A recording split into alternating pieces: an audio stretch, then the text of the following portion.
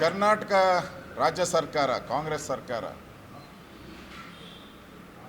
ಅವರು ಸರ್ಫ್ ಹಾಕಿ ಡೆಟಾಲ್ ಹಾಕಿ ತೊಳೆದ್ರೂ ಕೂಡ ಅವರ ಕಂತ್ರಿ ಬುದ್ಧಿ ಬಿಡೋಕ್ಕೆ ಸಾಧ್ಯನೇ ಇಲ್ಲ. ಆ ಪರಿಸ್ಥಿತಿ ಇದೆ.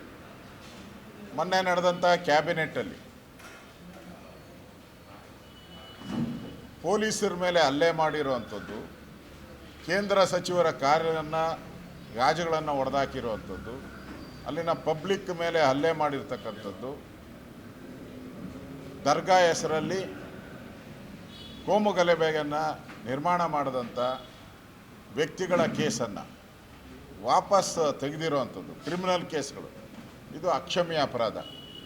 ಹಿಂದೆ ಹಾಸನದಲ್ಲಿ ಈ ಪಾಪ್ಯುಲರ್ ಫ್ರಂಟ್ ಅವರ ಕೇಸ್ಗಳಿತ್ತು. ಸುಮಾರು 150ಕ್ಕೂ ಹೆಚ್ಚು ಜನರ ಮೇಲೆ ಕೇಸಿತ್ತು. ಆ ಕೇಸ್ಗಳೆಲ್ಲ ವಾಪಸ್ ತೆಗೆದ್ರಿ. ಮತ್ತೆ ಅವರು ಏನು ಮಾಡಿದ್ರು, ಕುಕ್ಕರ್ ಬ್ಲಾಸ್ಟ್ ಬಾಂಬ್ ಮಾಡಿದ್ರು ಮಂಗಳೂರಲ್ಲಿ. ಅಂದರೆ ಈ ಥರದ ವ್ಯಕ್ತಿಗಳನ್ನು ವಾಪಸ್ ತೆಗೆಯೋ ಮುಖಾಂತರ ವೋಟ್ ಬ್ಯಾಂಕ್ ಪಾಲಿಟಿಕ್ಸ್.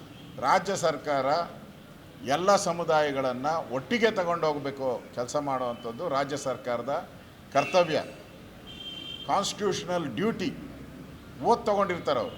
ಆದರೆ ಈ ಸರ್ಕಾರ, ಸಿದ್ದರಾಮಯ್ಯನ ನೇತೃತ್ವ ಸರ್ಕಾರ ಮಾಡ್ತಾ ಇರುವಂಥದ್ದು ಈ ಸಂವಿಧಾನದ ವಿರೋಧಿ. ಏನು ಓದ್ ತೊಗೊಂಡಿದ್ದಾರೆ ಸಂವಿಧಾನದ ಹೆಸರಲ್ಲಿ, ಅದರ ವಿರುದ್ಧವಾಗಿ ಕೆಲಸ ಮಾಡ್ತಾ ಇದ್ದಾರೆ. ವೋಟ್ ಹಾಕಿದ್ರೆ ಸಾಕು, ನೀವು ಭಯೋತ್ಪಾದನಾ ಚಟುವಟಿಕೆನ ಮಾಡಿ, ಪೊಲೀಸರನ್ನು ಹೊಡೀರಿ, ಯಾರನ್ನ ಹೊಡೀರಿ, ನಾವು ನಿಮ್ಮ ಪರವಾಗಿರ್ತೀರಿ ಅನ್ನೋ ಒಂದು ಸಂದೇಶವನ್ನು ಕೊಟ್ಟಿದ್ದಾರೆ. ಇದು ಸಂವಿಧಾನ ವಿರೋಧಿ. ಈಗಾಗಲೇ ನಾವು BJP ಇದನ್ನು ವಿರೋಧ ಮಾಡಿದ್ದೀರಿ. ಈ ಥರ ಮಾಡೋದ್ರಿಂದ ಮುಂದಿನ ದಿನಗಳಲ್ಲಿ ದೇಶದ ಭದ್ರತೆಗೆ ಅಪಾಯ ಬರುತ್ತದೆ.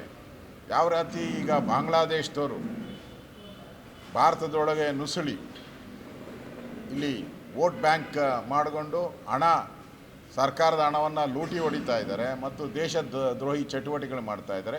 ಇದು ಒಂದು ರೀತಿ ಅದೇ ರೀತಿ ಚಟುವಟಿಕೆ ಅಂತ ಅನಿಸುತ್ತೆ. ಅದರಿಂದ ಸರ್ಕಾರ ಕೂಡಲೇ ಈ ಆದೇಶವನ್ನು ವಾಪಸ್ ಪಡಿಬೇಕು. ಇಲ್ಲ ಅಂದರೆ ಮುಂದಿನ ದಿನಗಳಲ್ಲಿ ಇದರ ವಿರುದ್ಧ ನಾವು ಹೋರಾಟವನ್ನು ನಾವು ಮಾಡೋರಿದ್ದೀವಿ.